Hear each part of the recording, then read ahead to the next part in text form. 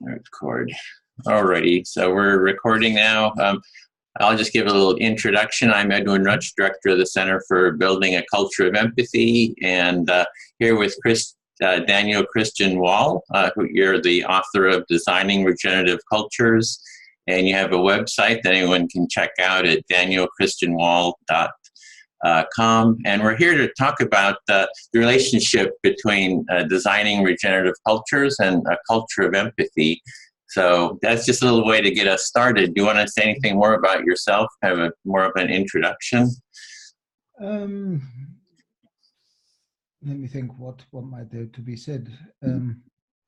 Well, yeah, maybe that in my reading of empathy, it extends beyond just empathy with human beings, but empathy with all life and understanding life as a planetary process. And I think that's where regenerative cultures connect, because regenerative cultures are cultures that are trying to meet their needs within the unique biocultural conditions of their place in ways that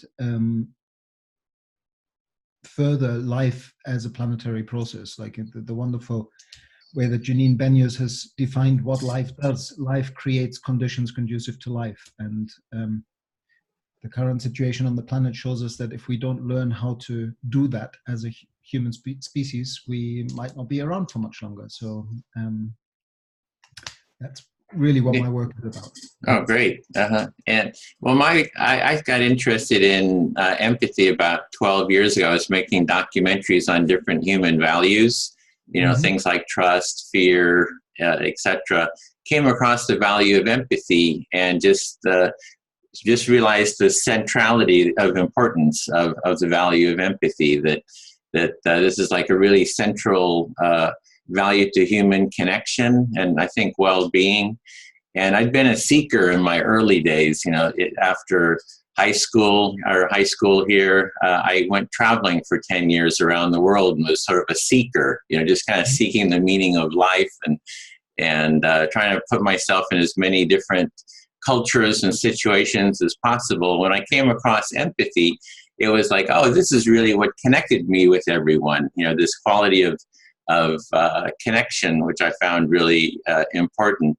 So my lights. We have really strange weather here. We have high winds. There's been fires here in California, so we'll hope the power stays on and everything.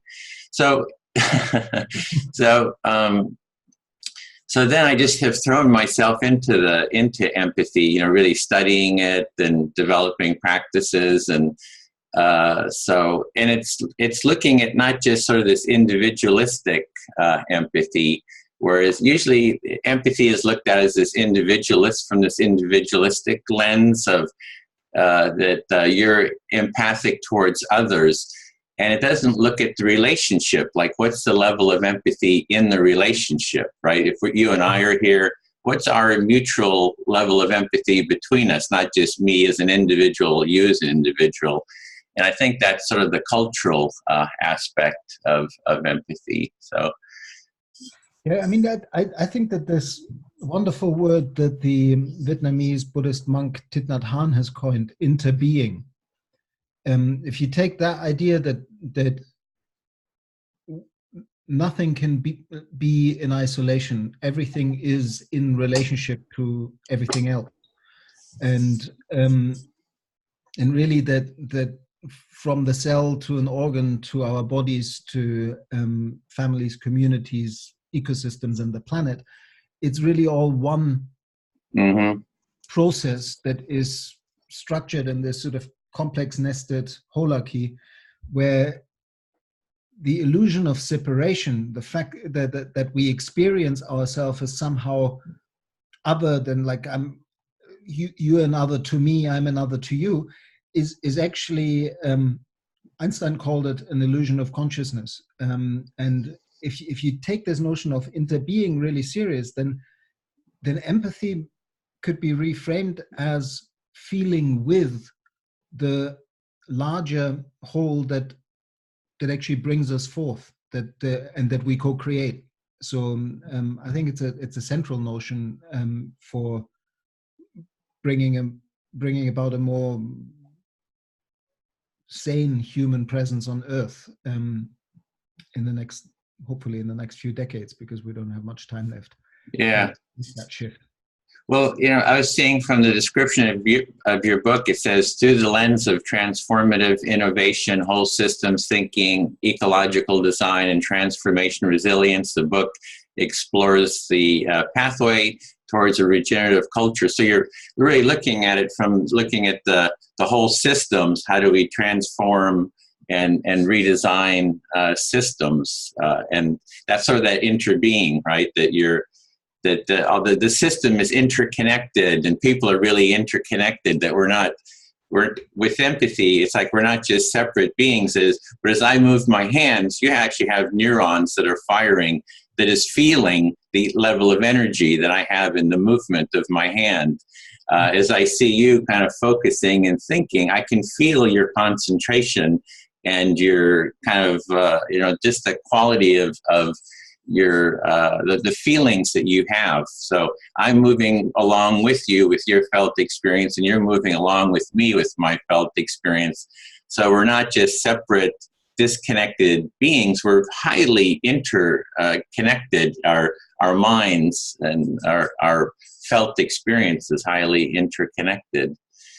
Absolutely, and I think those kind of insights that we are interconnected and interdependent, and that we are in that strange position of, on the one hand, being emergent properties of this interconnected whole, but also co-creative agents in it. So everything we do or don't do has causal efficacy to the world that we end up bringing forth or living in. I think that's the meta design shift. That's the like, even before you design new systems with regard to regenerative cultures, it's the narrative and the understanding of who are we, how are we related, and how are we interconnected, that is actually the most important shift that lies at the heart of creating regenerative cultures. And that's why I said yes to this invitation to have a conversation, because empathy, I think, is central to that notion.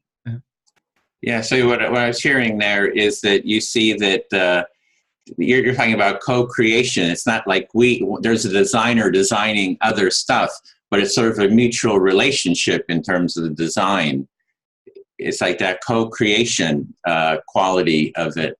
Is that kind of, am I getting that? Yeah, what I mean with co-creation is that not just human beings. I think if you think of it from the perspective of consciousness, then if consciousness is primary rather than meta, then the world experiences itself through different perspectives that the whole takes onto itself. And in the act of perspective taking, we create this supposed other from everything else. But that other can be a dog, a tree, a rhino, or a human being. And they all have some form of conscious participation in this whole, experiencing it, and also bringing it forth through that act of experience. And so ultimately, all of us together, all of life together, is creating the experience that we live in. That's where reality, to my mind, comes from. I think we're slowly getting to a point where we're understanding that the physics theories of the last century were a little bit limiting. They were useful. They gave us lots of interesting technology, and they have a certain validity, but really the idea that consciousness and life emerges out of dead matter doesn't really make that much sense. It makes a lot more sense that Earth, or even the cosmos, is primarily alive and conscious at different levels of complexity, and that really what evolution is a diversification and then subsequent reintegration of that diversity at higher levels of complexity, slowly making sense of our participation in this dynamic whole. And the more we can feel with not just other human beings, but also with more than human life, with the community of life that we so utterly depend upon, the more likely we are going to create cultural patterns that in the future will probably be a blend of the wisest of indigenous wisdom who've always understood this kind of interbeing and our interrelatedness with all our relations. But also technology has now given us a way to blend those insights with modern technology in such a way that we can do so for 7.8 or 7.6 billion people on the planet if we choose to, and do so in a way that isn't as inequitable and destructive as it is right now. Okay, so what I'm hearing there is that it's sort of, we need sort of a different meta story of how we are conscious and relate to life, that we're not just we're not just manipulating life around us, but there's a sort of a relationship between all these different qualities, be it the animals, the plants, other humans, that we're constantly sort of co-relating with each other and co-creating life together. And we need to have there needs to be sort of an awareness to begin with of that co-creation that we have with life, and versus just sort of more, would it be sort of an individualistic way as an individual or changing all of life or something? That's the shift? I think when we think of the individual as somewhat divided from everything else and separate from everything else, rather than as an emergent property out of that larger process of life, then it's very easy to then get individualistic or speciesist, in the sense that we then begin to look at life in such a way that all we see is competition for scarce resources, because we only look at the individuals and we only look at the individual species. But Gregory Bateson, a long time ago, reminded us that the unit of survival in evolution isn't the individual or the species, but the individual and the species in its environment. So it's the totality of life as a planetary process that needs to survive as the basis for anything else to be able to survive. And it's when we make that shift back into understanding that it's really living a paradox of being somewhat separate from, but also an expressions of the whole that we participate in. And so along with that mindset or story shift, you're right, it's a shift in narrative, a shift in story, also is a shift from telling that life is all about competition and survival of the fittest, and to understand that it's really about collaboration and survival of the most fitting, which is what Darwin actually said. And so really, if you it's not that competition doesn't exist in the world, but I very often use this image to kind of put it into proportion. It's like standing on the ocean and being somewhat mesmerized by the dynamism and the force and the loudness of the crashing waves on a stormy day. And so all you focus on are the waves, but really, and that's the competitive bit, the ripples on the surface. But life as a planetary process over 3.8 billion years has created conditions conducive to life, has improved the conditions so more life could come about. And really, life, coming back to this ocean metaphor, is a sea of symbiosis and collaboration and synergy and syntony. And everything else is just fine-tuning on the surface. And you can retell the story of life from its very beginnings in that understanding that life has actually always made its next major jump through an act of collaboration rather than an act of competition. And when you look at the story of our species has evolved because we're great collaborators. Mm-hmm. Like that's our, it's not our competitive edge, it's our collaborative edge that has enabled us to inhabit all the continents and spread far and wide. So you're wanting to move from sort of a focus on competition to a focus on collaboration, but then collaborate with all of nature, all of our environment. So is that fair to say? Yeah, yeah. I think that another one of those false separations that we carry in our storytelling is that nature and culture are somehow separate.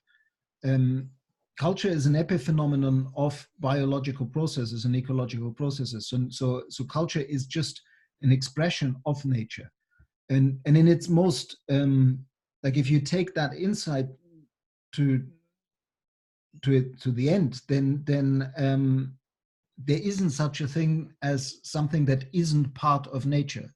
The biophysical chemical cycles of the biosphere and the cosmos are all interconnected, and that's really what nature is. And that would mean that all our technologies are also part of nature. It's just that we've created technologies in this mistaken view of separation, under this illusion that we're the masters of nature rather than participants in it. And we even trained ourselves in order to create more manipulative and controlling sciences and technologies. We trained ourselves to not feel the empathy we have with other species. If you read the reports of the early scientific revolution and like Descartes encouraging his students to do vivisections on live animals, and when they wanted to stop, when the animals started shrieking and making horrible noises due to the pain they were inflicting, Descartes was telling them, no, these are just machines. They don't have a soul. It might sound,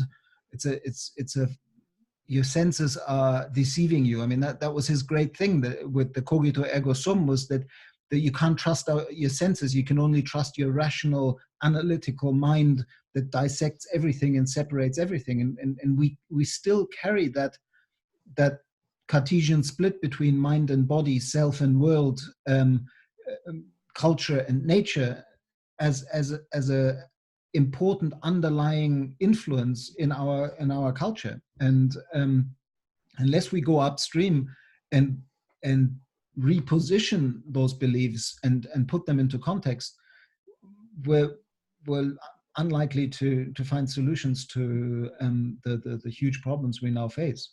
Well, I think that's where the empathy comes in, is like with Descartes saying, I think, therefore I am.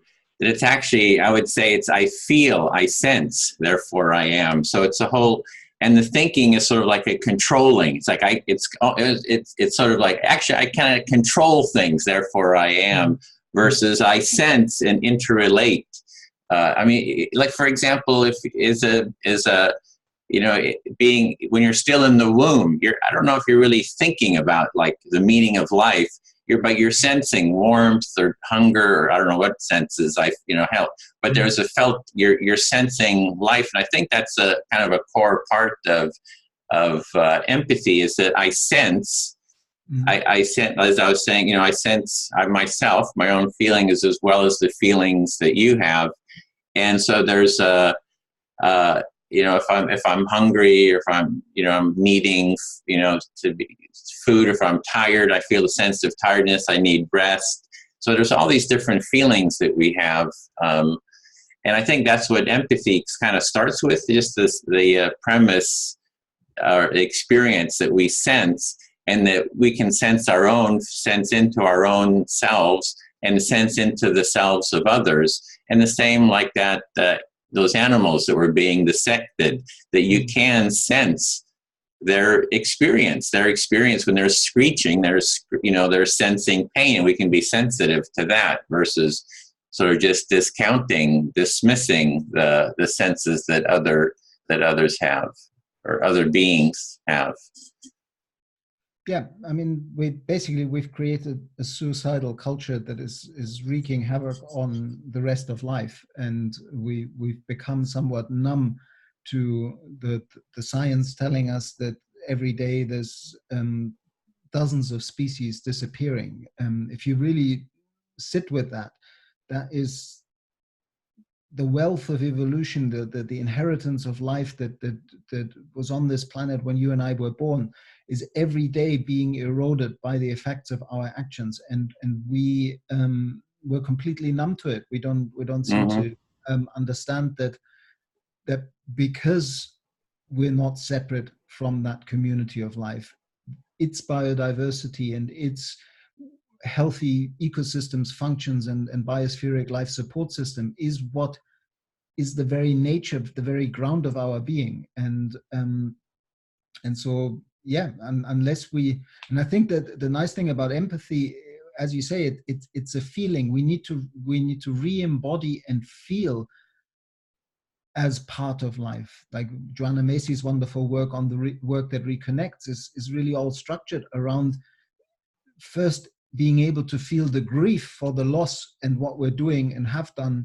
to life again, and out of that connection with the grief and the trauma, to wake up to a point where we can actually allow ourselves again to be empathic with each other and the tragedy that is happening right now. And out of that comes the first position from which we can then act as responsible, in the sense of able to respond human beings, that that logically at that point you want to start healing the damage that we've inflicted. And that's really what regeneration is about, to understand that part of the pattern of regeneration is the death and the dying of structures that no longer serve. So nothing stays constant, everything keeps evolving. And to celebrate the collapse that we now see all around us, as a kind of freeing of systemic relationships and patterns dissolving, that we now have this unique opportunity to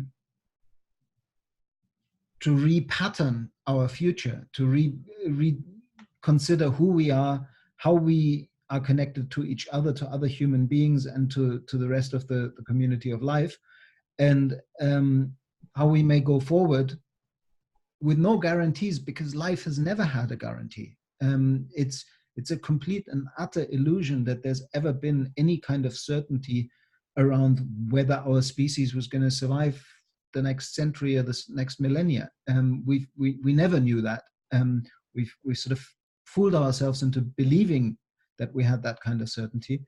And now with climate change and cascading ecosystems collapse and all these other trends that are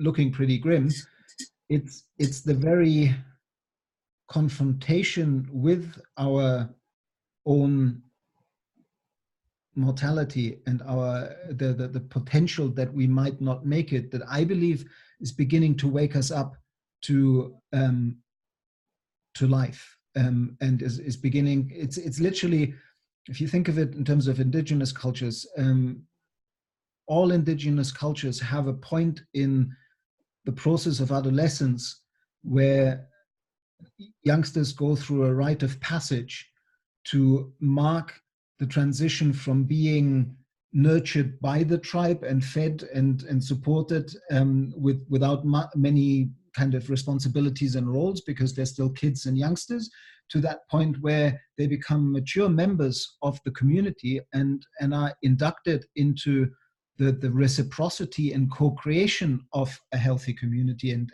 the responsibility that comes with being a mature member of the tribe. And literally, I think we are, like, as modern humans, we've arrogantly dismissed our cultural heritage of indigeneity around the world as primitive, and with it we've lost those kind of rite of passage rituals and that connection.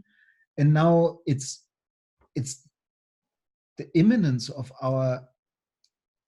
civilizational collapse, that and ecosystems collapse, that is almost pushing us at the level of the entire species through a rite of passage that brings us back into a sensed, embodied, felt survival mode around we are life, and we can choose to make a positive difference or continue to make negative differences. And since we've left it for so long, again, no guarantees. What I think we are challenged to do now is to become healers of our societies and our ecosystems, even if we have no guarantee, or in the face of no guarantee, that it will actually still be able to make a difference, because we've done so much damage that it will take at least 20 to 30 years before we can say with certainty, well, we turned this one around, and it looks like things are definitely getting better, and we might have another few millennia if we don't get hit by an asteroid. And yeah, so I think that empathy is central to this new rite of passage. It's beginning to feel with a dying planet that can wake us up to become the midwives of birthing a healthier human presence, and re-engaging with life in a way that we regenerate rather than continue to destroy. Okay, so I was hearing there, I mean, see, you started off talking about numbness, that we're sort of have become numb to nature. Is that correct? There's a numbness, and that we need to wake up to, or we are perhaps waking up now to the destruction that's happened in the planet, and that to make that. It sounds like is that like a motivation of fear? Do you think it's like fear that's like, oh, it's this fear of what's happening in the world is going to kind of wake people up? I don't know. I think it's actually the other side. I think it's the fear is keeping us numb, and it's really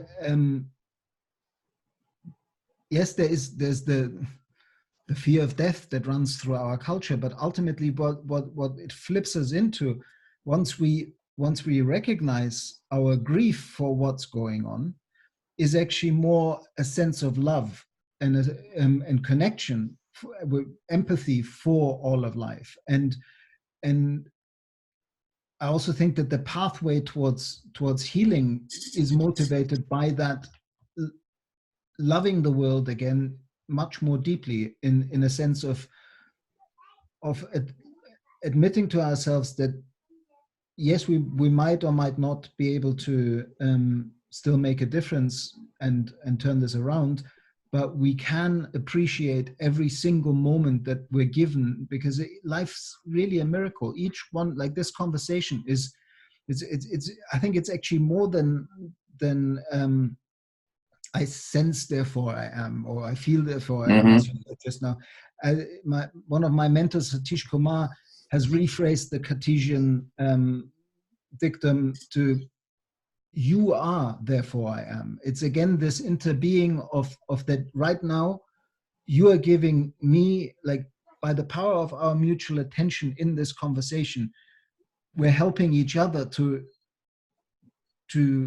auto-poetically reproduce who we are and create an expression of it. And in the same sense, I think we can do that with appreciating the beauty of a flower and the beauty of a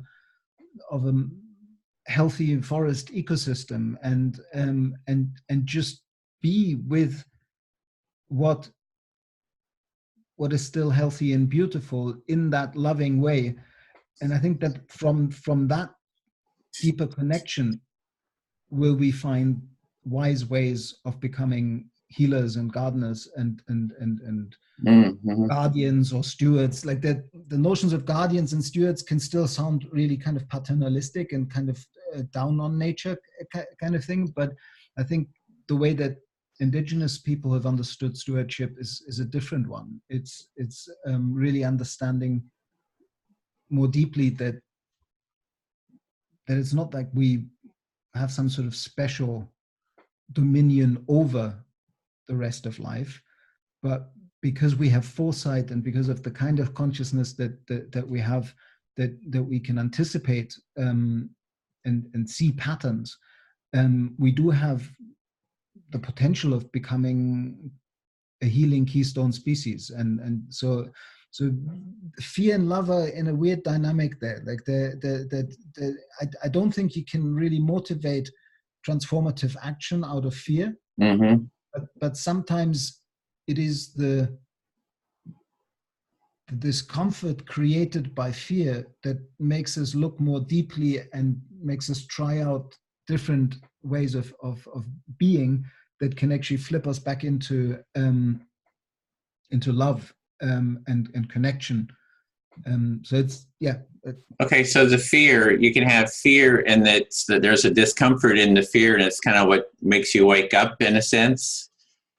And it's kind of what I was hearing there, as well as that there's grief, and you're seeing that what I'm hearing is there's sort of the grief of just the loss that we have of the connection maybe with nature and environment. That's that grief that can sort of create a motivation to want to heal, that are become healers. Is that sort of if I'm hearing that correctly?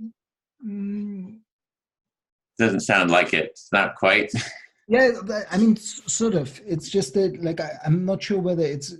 I feel comfortable with calling fear the motivator, even if I might have done that just now. Well, I can tell an experience that I had. Like, I do this freestyle dance, and when I was dancing, I was noticing sort of an anxiety within myself. Like, I could feel visceral anxiety in my body. And instead of just kind of ignoring it and dancing, and, I said, why am I feeling this anxiety?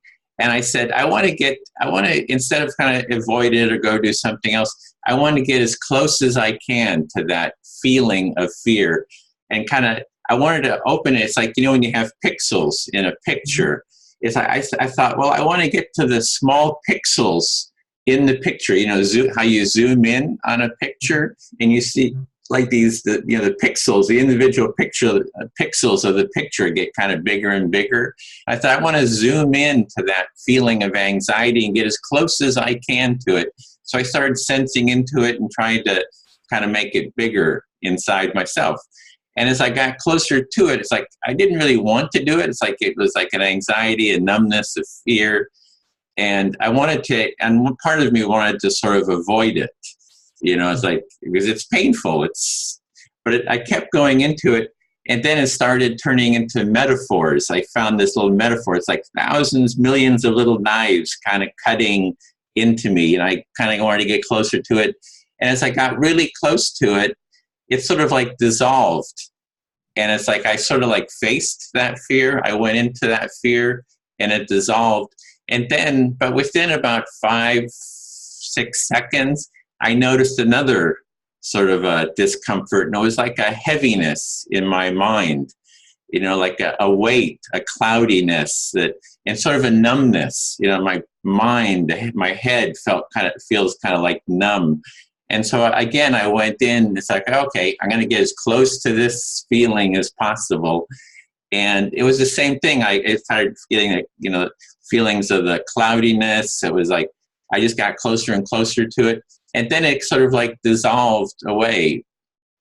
And then it kind of got me interested in going towards my fears. So I spent like an hour like dancing, but kind of looking at the different fears and anxieties and within my body, and like some people I would dance with, and there was like one woman I would dance with, she would always like after a few seconds turn and go away. So I kind of felt this sense of rejection in my body, I said, okay, I'm going to go be present with that. I'm going to get really close to that feeling. I'm not going to, I'm just going to get really present. And I did it, and we ended up having this really great, connected dance. So something about a sense of connection. But what was so interesting was that after an hour of going through each sort of fear, I faced them. I felt like I was like floating, like I was in oxytocin heaven.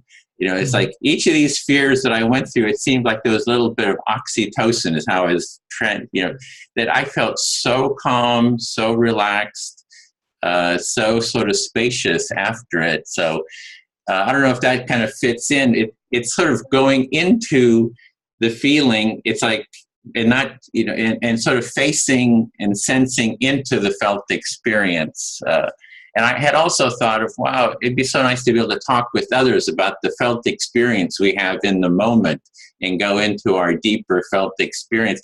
And it seemed to me, I also remember just having an insight that this is so central to what's happening in our culture. People are not kind of going into and moving through the fears that they have. They're not sort of facing and transitioning through the fears.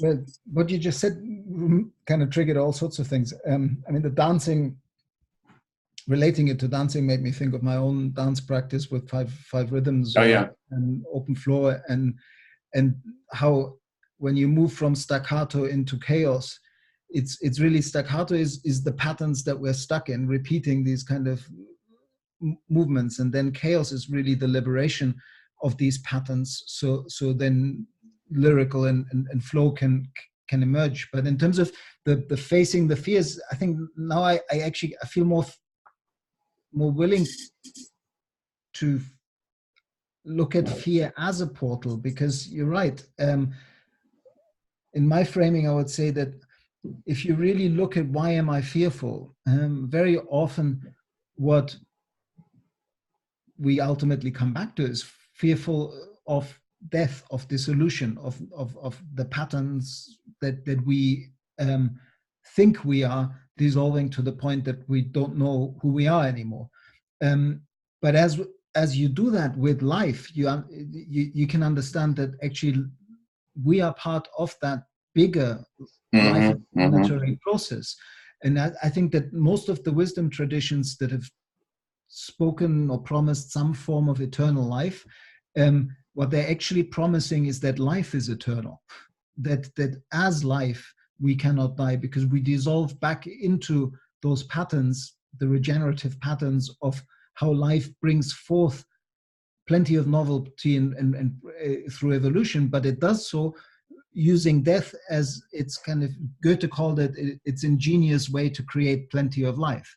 And the minute you move into the fears that are ultimately driven of this not wanting to let go of patterns that no longer serve, we can then dissolve the patterns. And the last thing that I kept thinking is this wonderful science fiction book, Dune.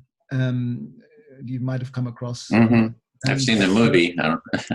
Well, the book is much better, and in this like the author is Frank Herbert, and in the book there's this litany against fear, of I shall face my fears and move through them and turn the inward eye to see my fears, and then when fear is gone, only I will remain. And I think this speaks to that same process of really asking more deeply, what is it that we're really fearful of? What is it that is triggering that response? And if you go deep enough, it's not wanting to shift patterns. It's not wanting to shift, like, let go of this particular embodied existence. But by doing so, we can fall in love with all of life again. Yeah. And yeah, so yeah. I have that experience. Like I when I sense fear, one sense of fear is a sense of kind of going into nothingness, like losing my identity and sort of going into like not knowing who I am anymore.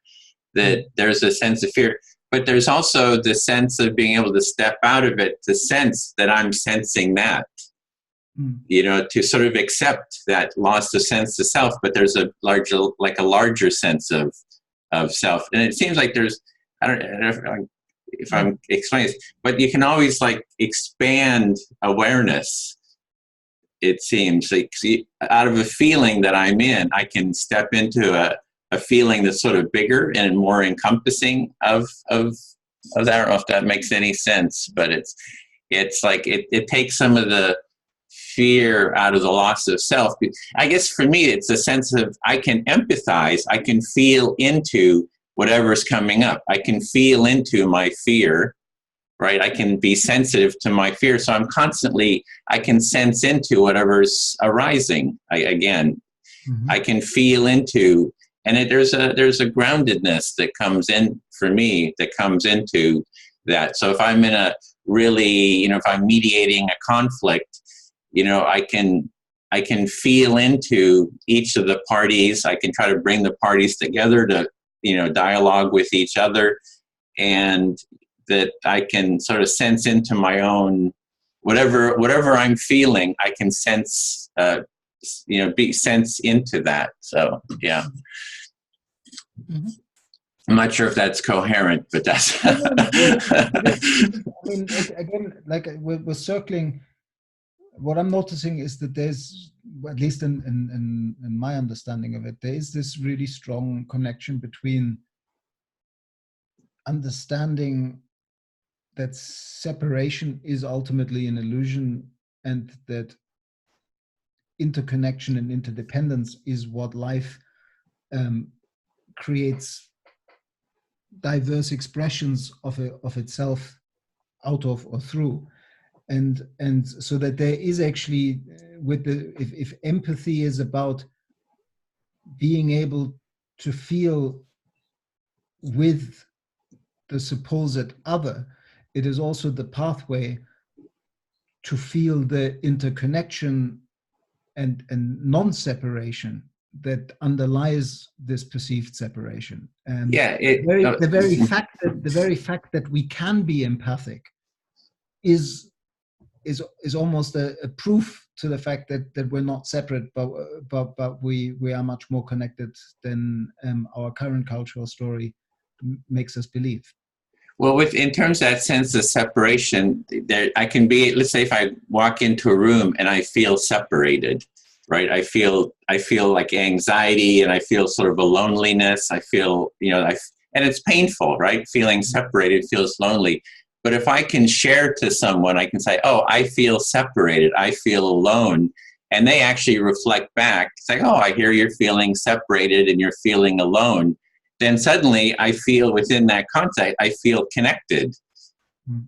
Do you know what I mean? It's like that there's there's a quality of being able to name the feeling I have, and then have it be shared by someone else, that then I feel a sense of connection through that sharing. And well, something that we do, one of the practices we have for sort of building empathy is what we call an empathy circle. So in that, it's a dialogue process where one person shares, say, "Oh, I feel alone, I'm feeling kind of depressed," that the listener reflects back their understanding of what this person, the speaker, has said to the satisfaction of the speaker. So the other person says, "Oh, I hear you feel lonely, you're feeling depressed, is there more?" And then you keep sharing, and you keep getting a reflection on what it is that what you've been saying, until you feel like you're heard, fully heard and understood to, what you want to share in the moment. And then it's the listener's turn to become the speaker. And we usually do this with like groups of 4 or so. And then they select someone to speak to, and that person reflects back their understanding. That person shares and they get a reflection. So we go around like that for the time allotted. So that it's sort of based on that empathic listening, active listening, but shared in a small group. I think it's one of the sort of the foundations of a culture of empathy. It's that each person is being able to share who they are, and then get a reflection on that. And that, when you feel like you're heard and understood by others, you kind of develop more trust, and you can kind of go deeper into a deeper sense of honesty, openness and transparency. So I kind of see that sort of dynamic as sort of a core practice for, empathy building. And for me, it creates a sense of orientation in my life to have multiple points of empathy, being empathized with, people from different, wide variety of people. So. Yeah, I mean, when you said empathy, or even before you said that, I was actually reminded of one of the practices I'm trained in, that I always find extremely powerful in terms of shifting group process, which is the way of counsel. I mean, basically talking stick circles of listening from the heart, speaking from the heart, and really being present with what is being said, and in that truly being present, not going on too much, and not pre-formulating what you're going to say, but really listening deeply to when the other person is speaking, what they're sharing. And I've seen that that process with every person that opens up, sharing how they feel about a certain situation or whatever, gives permission to other people also to go deeper and be more truthful and more transparent about where they're at with it. And also it is enormously healing, because sometimes you hear others reveal things that you might not have ever dared to share with anybody, because you thought it's only you who feels depressed or sad or whatever about that particular thing. And so, yeah, I mean, this kind of active listening and reflecting back it's all part of building cultures of empathy, which are also, I mean, basically that's where there's a link between regenerative cultures and cultures of empathy. I don't think you can have a regenerative culture without also having a more empathic culture. And so there's wonderful techniques out there that we've developed over the years that can help nurture this culture shift, whether it's nonviolent communication or all these kind of active listening exercises, the ones that you just described. I mean, for me, it's also very important that we, in this conversation, bring in an understanding of that we're the privileged ones that can have these kind of conversations, and how many people there are on the planet that are not that privileged and already facing extreme hardship as climate change gets worse and ecosystems breakdown gets worse, and even just the vast inequality that we have on the planet. It's kind of strange, because our level of kind of white male educated, probably university educated, I don't know exactly your background, but that's already quite a lot of privilege, and we can look at reports on global inequality and be outraged that there's whatever, depending on what statistics you trust, but that 10 or 15 or 20 or 50 billionaires own as much as half of humanity together. But the reality is that us, me included, are part of the upper 10%, probably the upper 5%.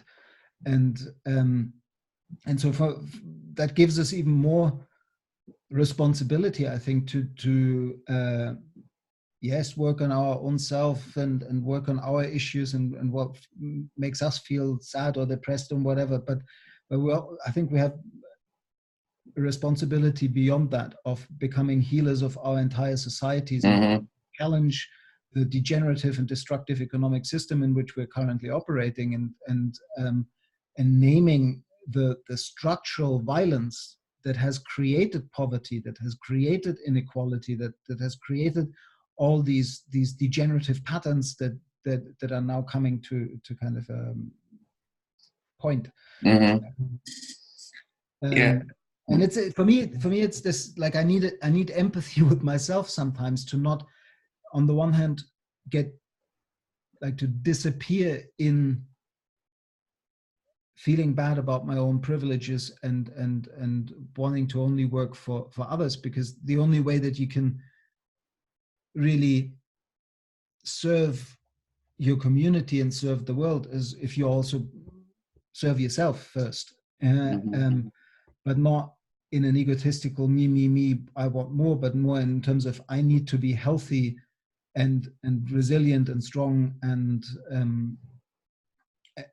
work on my own ability to hold all this in order to then be of more effective service to others, to community and to the wider world. So what I'm hearing there is you maybe sacrifice yourself and your own needs sometimes for just thinking about the larger society, and you're realizing you need to take care of your own needs as well.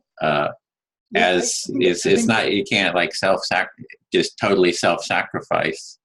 I think it's a common pattern among activists and environmentalists and all these kind of people who are trying to work for a greater good. I mean, again, in the indigenous practice of the way of counsel, or in general in indigenous wisdoms, you normally ask this sort of threefold question: does it serve?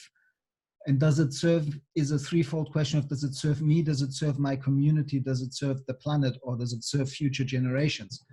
And I always found the first of those questions really hard to ask, because of this whole sense of we're too focused on the individual, we're too self-absorbed. This question of does it serve myself felt inappropriate, or doing good work as an environmental educator, or in ecosystems restoration and regeneration, felt like it should have priority over earning an income with it, or meeting my own basic needs through it.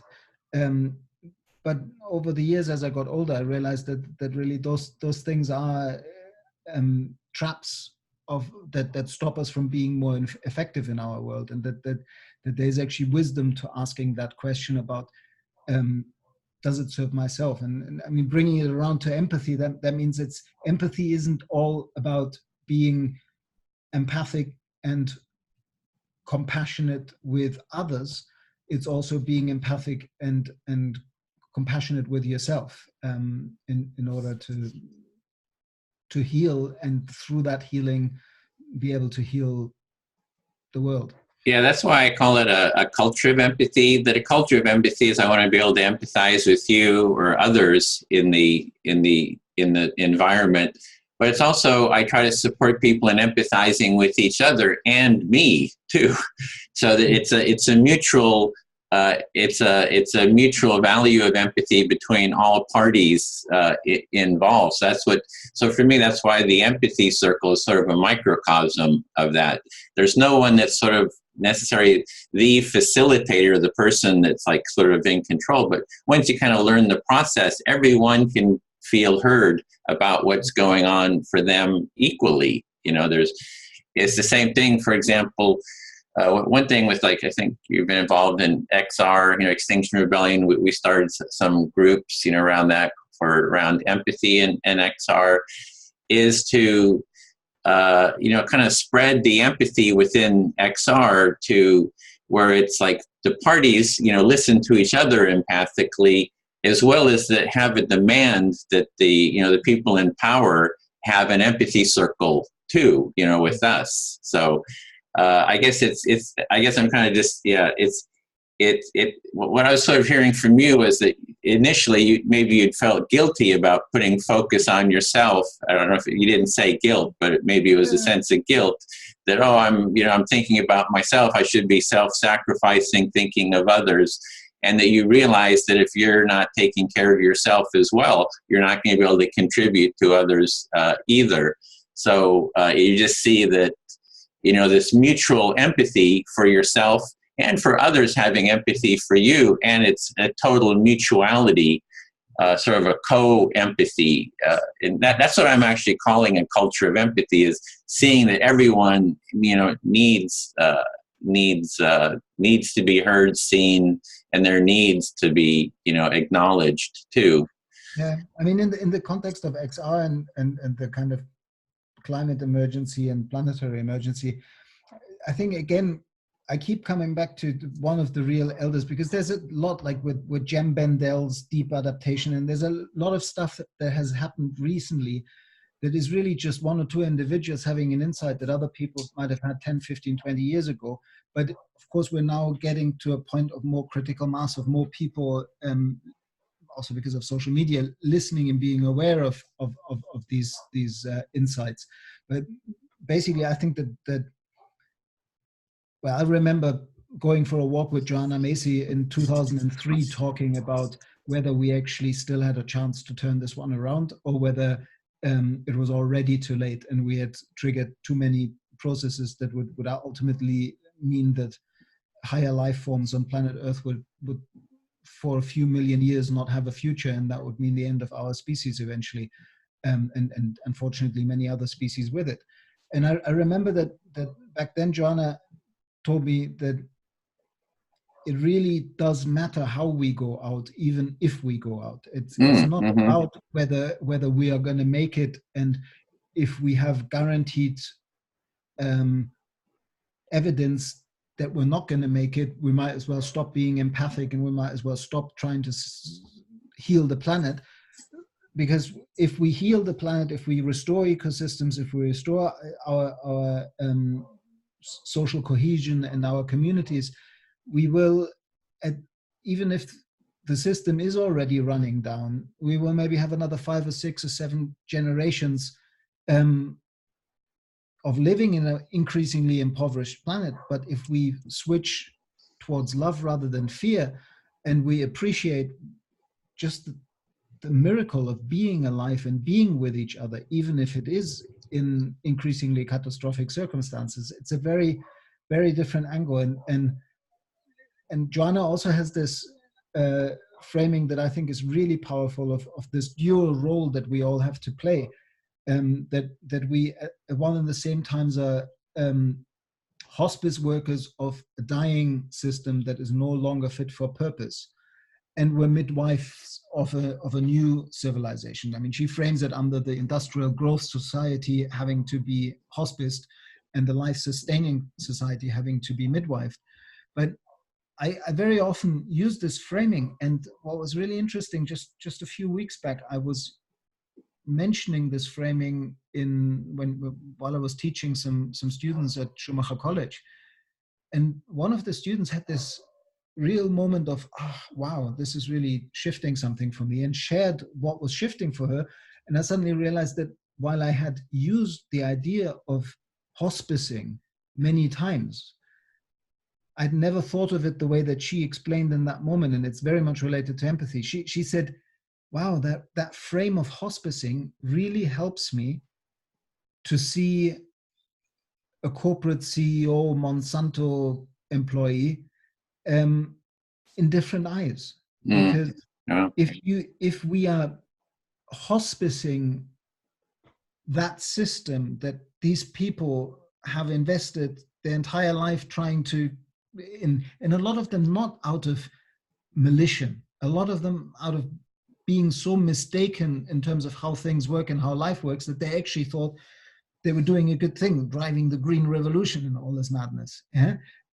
So shifting, and I think that's something that XR could do a bit with, is to truly understand that if we are hospicing the destructive dying system, hospicing is done in a way like you wouldn't sit by the bed of a dying person, no matter who they were, and just dig into them of saying you were such a bastard. Like the minute you know that they're dying, that's where empathy and compassion comes into the point of saying, well, you're just another human being, and I have to be with you and make it easier for you to let go of patterns that no longer serve, or even this existence. And so I thought that was really, like, for me, that student really gave me a whole nother angle on being both compassionate and also empathic with what so many activists like to create yet another other. And I see the same issue with what's happening now. While on the one hand there was this massive spiraling of global awareness through Fridays for the Future, Greta Thunberg, and XR, and all these global demonstrations, and then immediately this wrong kind of green group comes in and creates like conspiracy theories of somebody being behind Greta Thunberg and George Monbiot having been co-opted, and all it does is create yet another other. And I'm not saying that they might not be right in the danger that even that conversation around climate change and being entirely focused on carbon and this carbon myopia and has the potential of being completely hijacked by the neoliberal lobbies and under dug and turned around. But as long as we stay mindful that that is a possibility and that some people will actively work towards that, it doesn't mean that like these blanket dismissals of Greta Thunberg or blanket dismissals of all these other movements, even the blanket dismissal of the people who are trying to move in your country, the Green New Deal. It's yet again like I'm holier than thou, I'm righter than you. It's yet again othering rather than celebrating that there are more and more people who are beginning to see that it's high time and we need to make a difference. And it's so much easier to walk with somebody a part of the way, even if you know that their current aimed destination is still a little bit mistaken. But it's when you walk next to them empathically that you can say, great that we're aligned in trying to make a positive difference. We both want to. Let's have another look at how we can do so even better. And let's have another look at how we might also be co-opted by others to be diverted from our higher intention. And I find it really frustrating lately to see in social media some of the groups that I'm curating, whether it's at Facebook, Regenerative Cultures or Ecological Consciousness, which are pages where I can curate the content. But then we have this Regenerative Consciousness community group, and it's grown rapidly to over 8,000 members this year, and very quickly it started to be about arguments and about hate and about the group that was celebrating that the kids are going into the street, and the other group saying no, they just don't get it, and they're just puppets of a orchestrated neoliberal coup. And it's not how we're going to create critical mass to make this shift. We need to give each other more of a benefit of the doubt without not naming the dangers, and without and I think that's where empathy again is central. It's far too easy to others, because the minute you do, you create reasons why they're not as important or not as worth of love and feeling well and all that as you are, or you judge them for their past actions and therefore they deserve, and all that kind of othering. And I think that's just continuing the wheel of destruction. It's total destruction. Yeah. And so it's really tough, and it drives me nuts when groups, for example, I really strongly felt that tone when suddenly everybody was jumping on this Jem Bendel positive, or like initially was deep adaptation, and then they sort of rebranded to positive deep adaptation, but ultimately what they were doing to people who might have, like, as a biologist and ecosystem scientist, I understood 20 years ago that our days were numbered if we didn't change things. And there were people who wrote reports in the mid 70s that were warning of that. So it's not a new insight that we're about to go over the cliff. But what I noticed was that suddenly a movement of people that had been like a confluence of different streams coming together, like the more techie people in the circular economy movement, suddenly connecting with transition town activists and all these different streams. And suddenly what this impulse brought in was another division, another fissure of saying, well, you're just in denial. You haven't got it yet, and it's this kind of somewhat high horse of if you don't accept that society is definitely collapsing. Of course it is, but the collapse has been going on for 250 years. It's nothing new. Then you're not understanding what deep adaptation is all about, and you're wrong, and we're right, and we're so better. And I also with XR, I was really frustrated. Like, it's not about naming, but one of the principles of XR is we need a regenerative culture, a resilient, healthy, and adaptable culture. Is the strong line. that is a quote from my book. But any of the XR people have never mentioned that. There are people in XR, activists in different local chapters, that are saying, why are we communicating regenerative culture in a singular? Because there's a point why it's regenerative cultures, plural, because the singular of regenerative culture is a typical English colonialization of the mind approach again. It's as if a bunch of middle-class activists from England have the right to come up with one culture. The reason why I put the plural in there is that regenerative cultures have to come out of the uniqueness of place and culture in each different place on the planet and bioregion on the planet. They will be different based on their cultural history and the uniqueness of their ecosystem and the uniqueness of how all of them work together over millennia in that place. And so it's much more powerful to keep the plural. And then the other thing is that they've collapsed this idea of regenerative culture entirely on that level of the kind of person care and how do we work together and are we empathic and are we regenerating our ability to be activists through good communications and mutual support. All really important stuff. I don't want to say that this is not important, but the notion of regenerative culture is the okay, we have an extinction emergency, so what we're going to do about it? Create regenerative cultures. It's much bigger than the way that XR has framed it, and I don't understand.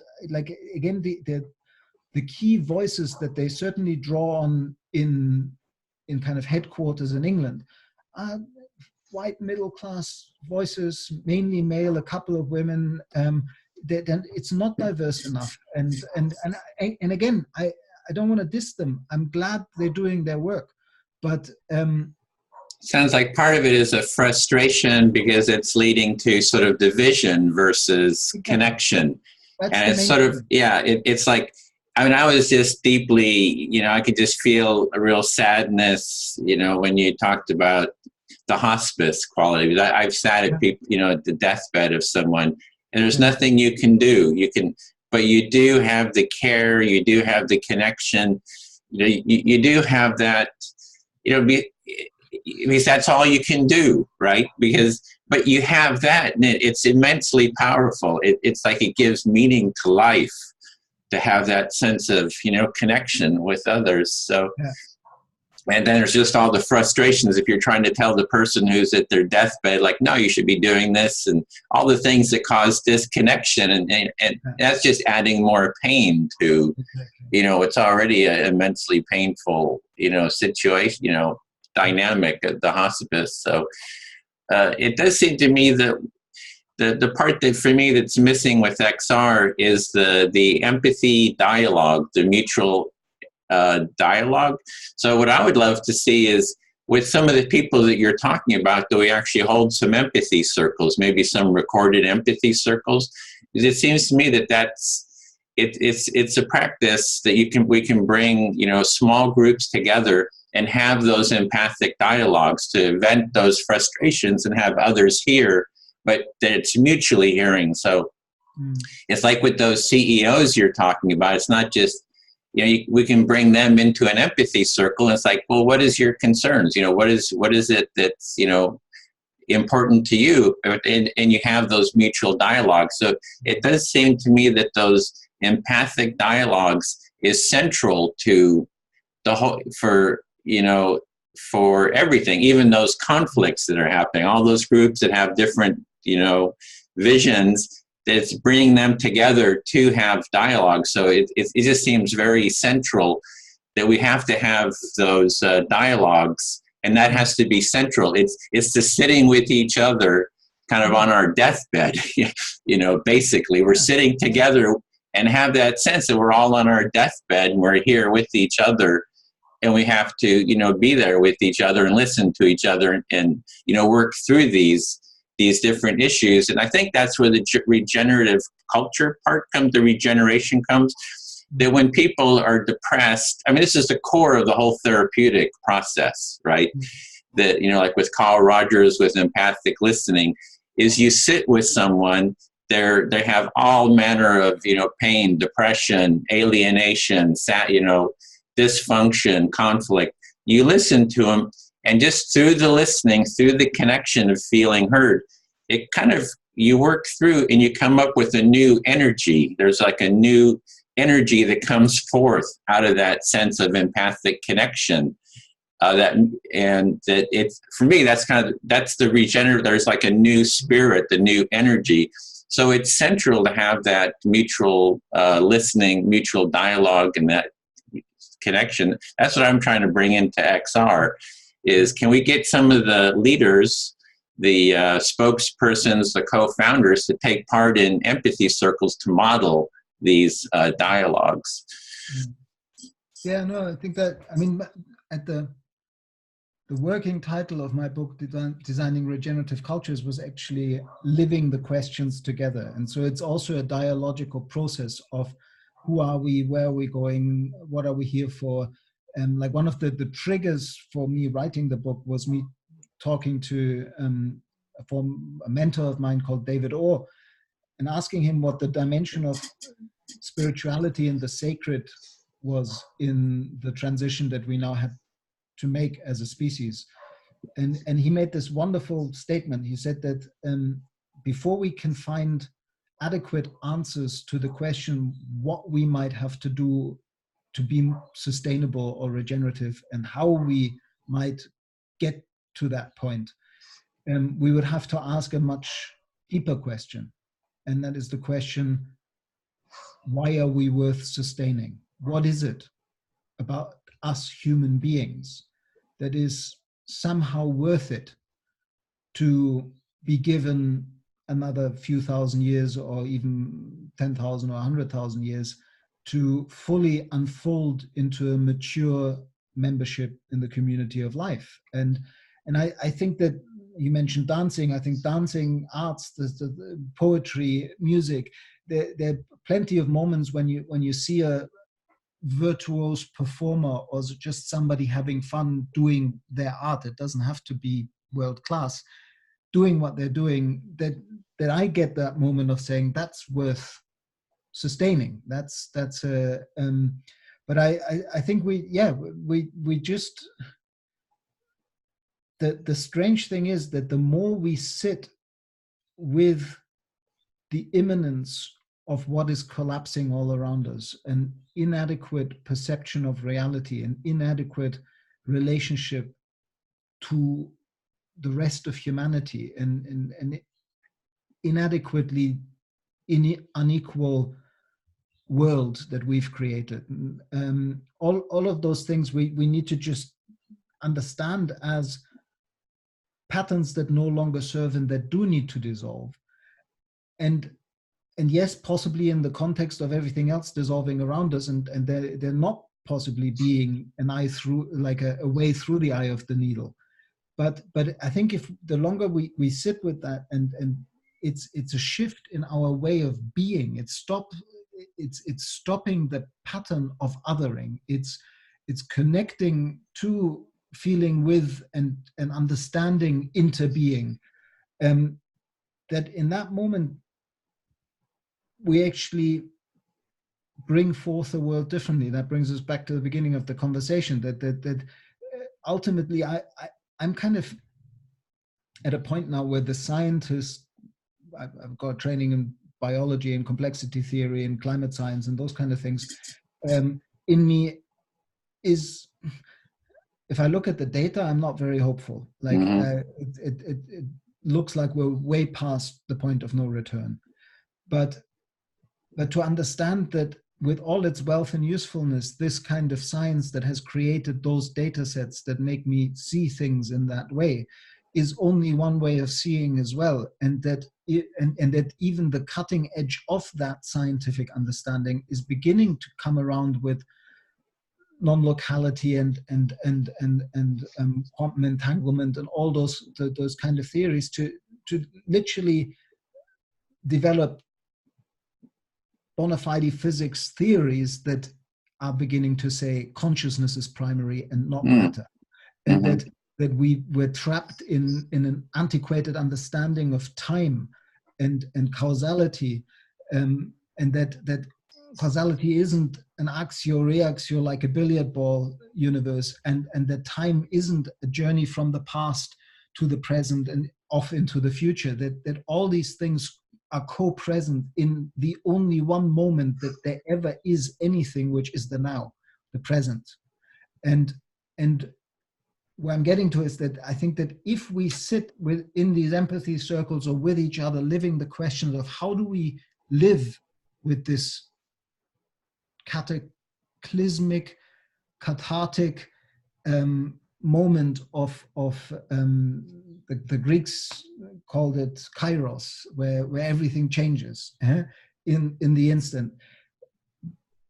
That if we really deepen, and not through what we do, but how we are, through changing the way we are with it, our being, that then the world will show up differently. And that the big healing, like the biggest chance against all scientific odds that we still could bring forth a different world, is actually to make that mass experiment of trusting that if we stop othering, if we really turn into compassion and empathy and being with, and really try to understand interbeing, like in that wonderful Rilke poem that Joanna Macy translated, where Dear Darkening Ground, where at the end he says, give me just a little more time so I may love the things until they're real and ripe and worthy of you. That's what he's asking time for. Time to love each other and what's still beautiful in the world. And if we do that deeply and truly, not just intellectually as a kind of exercise, then maybe we can heal, like maybe we can even turn back the clock on all the damage we've done. Because if we shift, then the world shows up differently. Mm-hmm. And I know that there's certainly some of your listeners who are trained in a scientific paradigm who would say that sounds woo-woo and doesn't make any sense. But since we're kind of running out of options, I'm beginning to really believe that maybe that is possibly our saving grace. That yeah, that's what I see. Is it is these dialogues and people getting together, valuing, being present with each other and having that dialogue, and sort of the nature of it. I think that's part of what the empathy circle is a person speaks, but you fully give them chance to share who they are, or what they are, by reflecting back to their satisfaction, that they feel heard to their satisfaction, and then we do it mutually. So that's just it's like a simple practice that is very reproducible, right? We can it can be multiplied as a sort of a gateway step, and then there's how do you deepen the how do we become more authentic, be able to, trust and share more of our experience and have those dialogues. So that's totally, for me, kind of where I'm looking at too, is the empathy and that integrative quality, and that it can be mass produced, right? We can listen with the CEO or with the government officials, sit down in an empathy circle, even between the different, tribes in the society, and have those dialogues. But it's very time consuming. People need to, stop and take that time. So I'd be open, if you're interested in taking part in an empathy circle, and there's some of the, for example, XR, community or whoever that you're interested in, we could reach out to them and have some small empathy circles, for people, and have these type of dialogues that are recorded and that others can watch and just see how it works. If you wanted to try that. The bizarre thing these days is that we all there's so much to do, and we all have to make choices of where to put the energy. Yeah, the time. It's not saying that I'd be open to it, but right now, like the next couple of months, I'm rather already committed. That's another thing in terms of what I've noticed so much, is that people take willingness. Like I'm all for collaboration. I collaborate constantly with lots of people, but then I also find myself lately very often saying no to invitations to collaborate or co-create, and then people see that as a sort of take it personal. Mm-hmm.